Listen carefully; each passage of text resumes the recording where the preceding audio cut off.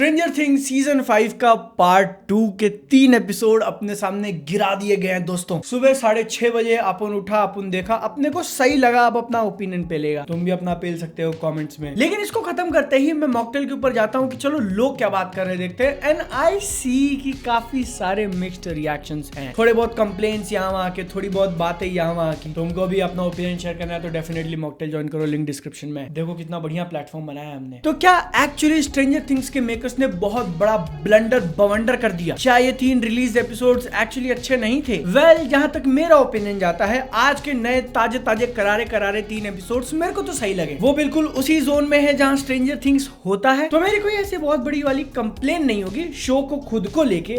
But कुछ चीजें हैं इंसान की साइकोलॉजी को लेकर, शो के आसपास के सर्कमस्टेंसेस को लेकर। एक सेकंड, मेरे को रियलाइज हुआ कि मैं तुमको सिर्फ गर्म किए जा रहा हूँ और एक्चुअली चालू कर देते हैं। सबसे पहले बिना कोई स्पॉइलर के ओपिनियन रिव्यू की तरफ जाएंगे, फिर स्पॉइलर की बात करेंगे कि एपिसोड में क्या हुआ एंड देन क्या हो सकता है इसके फिनाले में। मैं उम्मीद करता हूं कि तुम स्ट्रेंजर थिंग्स सीजन 5 का पार्ट 1 या वॉल्यूम 1 या जो भी 1 था, 4 एपिसोड थे, वो देख लिए होंगे। जहां पर वो रुका था एग्जैक्ट उसी मोमेंट पे ड्रॉप डेड करते हम लोग वापस से चालू। सुबह नींद से उठने के बाद मैं ऐसा, भाई थोड़ा धीरे थोड़ा ज्यादा फास्ट चल रहे हो आप, लेकिन ठीक है, एडजस्ट हो जाते हैं। एक साथ इतने सारे जो अलग अलग स्टोरी बीट्स ये शो लेकर चल रहा है, जिसमें काफी सारी मिस्ट्रीज, क्वेश्चन मार्क हमने इस सीजन के पहले एपिसोड से ही देखना चालू कर दिए थे। सबसे बड़ा कि वेकना क्या चाहता है, उसकी मेमोरी में वो जो एक वियर्ड रेगिस्तान जैसा प्लेस है वो क्यों है, स्वयं वेकना कहां पर है, मिलिट्री वाला जो एक नया फ्रेश एंगल इस सीजन के अंदर इंट्रोड्यूस हुआ है वो लोग क्या करना चाहते हैं, और इस सब के बीच में शो के मेन कैरेक्टर्स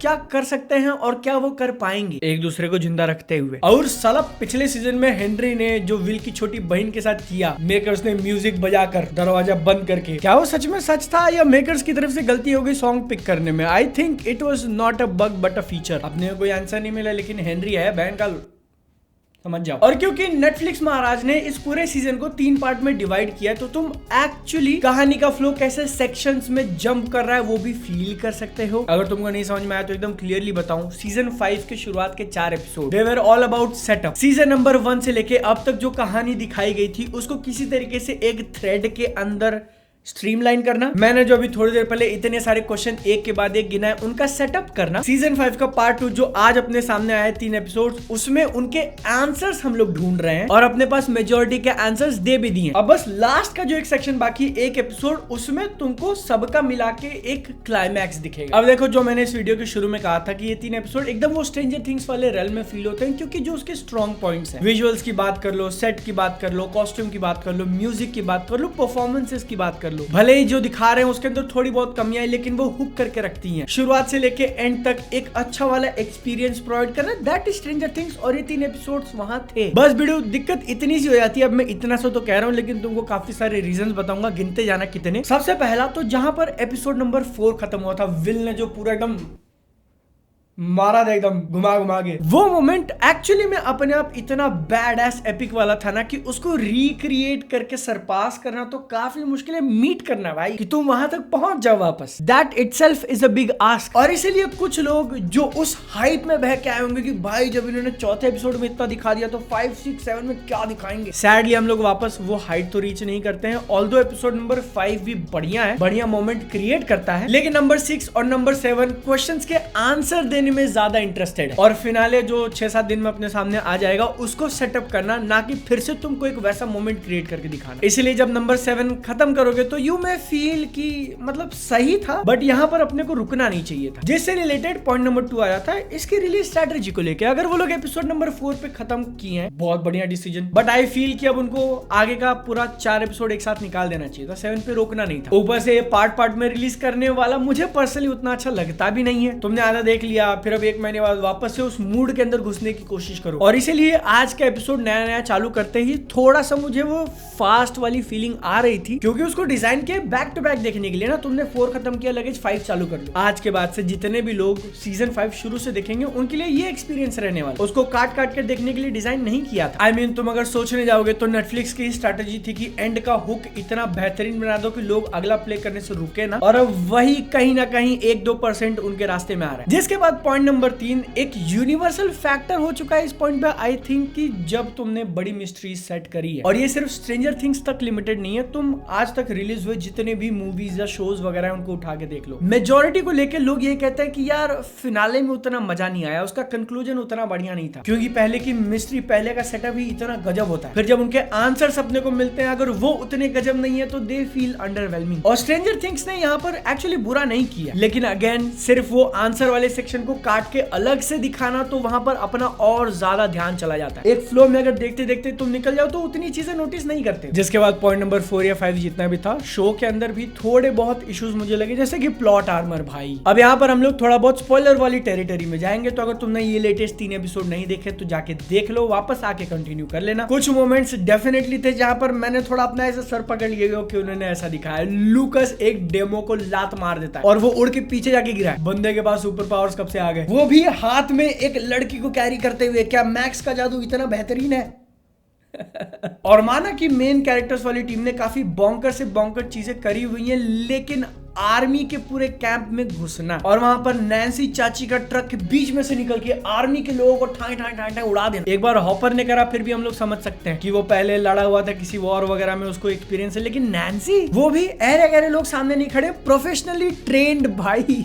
अरे यार, जिसके बाद पूरे प्लॉट को खोल के रखने वाले आंसर्स अपने सामने जो रखे हैं ना, उनकी अगर बात करें तो नया वर्म होल वाला कॉन्सेप्ट इंट्रोड्यूस किया। आई थिंक वो काफी क्लेवर है। अपसाइड डाउन नाम की जो दुनिया है उसका एक एक्सप्लेनेशन अपने पास हमेशा से था, लेकिन ये नहीं पता था कि तुम एक्चुअली उसको बंद कैसे करोगे। कोशिश तुम हर सीजन में करते थे, गेट बंद कर दो, गेट बंद कर दो, गेट फिर भी खुल जाता था। वेकना की पूरी कहानी, उसकी वो पूरी दुनिया को अच्छी तरीके से कनेक्ट किया है और एक क्लियर कट एंडिंग में अपने सामने रख दी कि हाँ, तुमने अगर उस वर्म होल को उड़ा दिया तो सारी चीजें खत्म है। आर्मी वाला जो पूरा एंगल अपने सामने रखा, मैं उसे पर्सनली थोड़ा डिसअपॉइंटेड फील कर रहा हूँ, क्योंकि तुमने लिंडा हैमिल्टन को कास्ट किया है भाई। टर्मिनेटर वाली मेन महिला आई है और वो क्या है, एकदम वन साइडेड कैरेक्टर मत बना के रख देना प्लीज। ये आर्मी ने भेजा हुआ है, उनका बस मकसद है कि और ज्यादा 11 क्रिएट करना। मे भी ऐसा हो जाए कि जब वो वेकना को अपनी आंखों से देखे तो उसका हृदय परिवर्तन। लेकिन एक और एंडिंग का आइडिया, काली 008 जो थी सब्जेक्ट, काली कली क्या बोलना चाहिए, आई फील रेसिस्ट। छोड़ो यार, इंडिया में तो सब चलता है और सालों ने नाम भी वैसा रखा है, मेरी क्या गलती है, अनलेस मैं नाम उसका भूल चुका हूँ और मैं बहुत बड़ी ब्लंडर कर रहा हूँ। लेकिन एपिसोड नंबर 4 खत्म होने के बाद जो सारी थेरीज बनाई जा रही थी कि वो आ चुकी है, वो अब क्या करेगी, उसका काम प्लॉट के अंदर सिर्फ इतना है कि 11 को बताना, भैया तेरे को खुद को सैक्रिफाइस करना पड़ेगा, वरना जब तक तू जिंदा है तब तक ये मिलिट्री वाले कभी नहीं रुकेंगे। तो लिंडा हैमिल्टन के कैरेक्टर को मार दे, वो किसी और को भेजेंगे, तू कहीं और भाग के चला जा माइक के साथ, वो लोग तेरे को ढूंढ के निकालेंगे और जब तेरे को पकड़ेंगे तेरे ऊपर एक्सपेरिमेंट होगा, तेरे जैसे और बनाने की कोशिश करेंगे, एंड अगर कोई बन जाता है या फिर तेरे ही यूज करके फिर से अपसाइड डाउन जैसा कुछ नया खुलेगा, दुनिया फिर खतरे में आ जाएगी। It will never end, so you have to end 11U। जिसका मतलब जो लास्ट एपिसोड अपने सामने बचा है उसमें इस बात की पॉसिबिलिटी है अच्छी खासी कि 11 एंड में अपने आप को सैक्रिफाइस कर दे, जो कि मेरे को याद आया सीजन 1 का भी एंडिंग था। लेकिन इस बार एकदम कॉन्क्रीट वाला हो जाएगा क्योंकि उनको आगे सीजन नहीं बनाने। और वीडियो जहां तक बात जाती है मरने की, I think Steve is gonna die. एकदम ऐसा थप्पा लग चुका है उसके ऊपर। जब वो डस्टिन को स्पीच देता है ना कि don't be a hero, Eddie hero करते करते मर गया, तभी मेरे को लगा कि हाँ भैया तेरा भी आर्क सेटअप है, तू भी हीरो बनते बनते ही मरेगा। और फिर लास्ट एपिसोड या लास्ट सेकंड एपिसोड में यू डाई आई डाई वाली बुलशिट दिखा दी, भाई लग गया। स्टीव द हेयर हैरिंगटन का गेम बच चुका है एंड आई फील कि फिनाले में उनको 1-2 कैरेक्टर्स तो मारने ही पड़ेंगे यार, वरना ये काफी बड़ा कंप्लेन हो जाएगा कि कितना बड़ा प्लॉट आर्मर, पूरी दुनिया खत्म होने वाला रिस्क, तुम्हारे सामने 1 या 2 लोग हैं सुपर पावर्स वाले और बाकी सारे नॉर्मल इंसान, उसमें से आधे बच्चे, फिर भी कोई नहीं मर रहा है। एंड आई थिंक वो लोग उस रास्ते डेफिनेटली जा रहे हैं, इसीलिए वो एंड दिखाने से पहले अपने को एक बड़ा एवेंजर्स असेंबल दिखाया, जहां पर ऑलमोस्ट सारा का सारा इंपॉर्टेंट कैरेक्टर एक ही कमरे के अंदर मौजूद है या एक ही लोकेशन में आ चुका है। और वो देखकर मेरे को अंदर से काफी ज्यादा खुशी हुई यार कि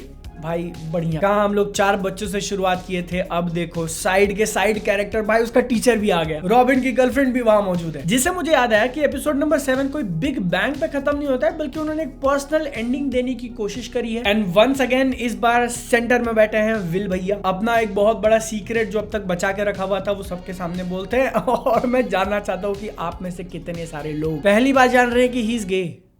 है पहली बार ब्रा। पिछले सीजन में जो वो गाड़ी में ऐसा मुंह दबा के रो रहा था वो क्या था। लेकिन सबसे बढ़िया एक्शन इन 3 एपिसोड्स में किया है माइक की मम्मी ने। जख्मी हालत है, चल नहीं पा रही है ठीक से, लेकिन कोई नहीं, एक बार में इतने डेमो मारूंगी कि बच्चों ने पूरे 4 सीजन में नहीं मारे होंगे। मेरे को पहले से पता था she is something.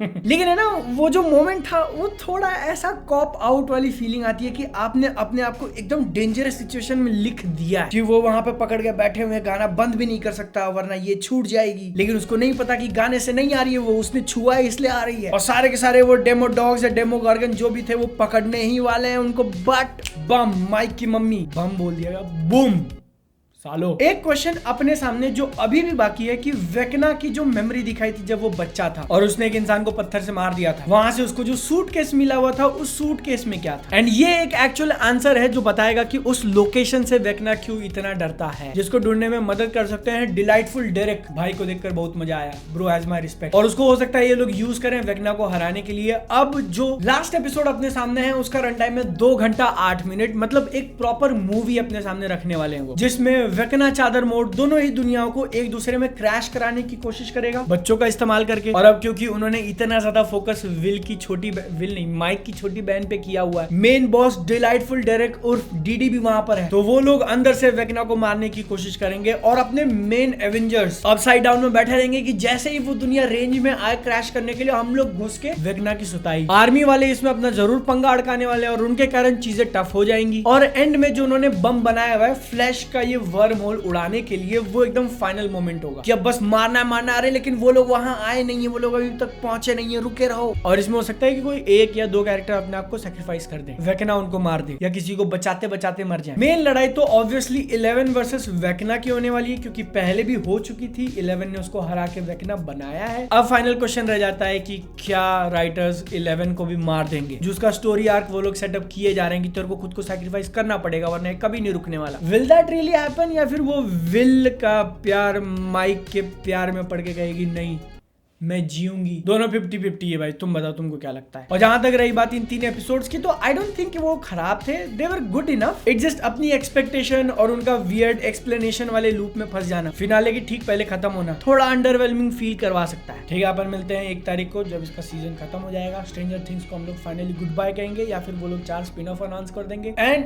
Stranger things will never be end, नहीं, and stranger things will never end. Let's see. Video अच्छी लगी तो एक लाइक, सब्सक्राइब, सेहत का ध्यान रखो। मिलेंगे अगली बार, टाटा बाय बाय।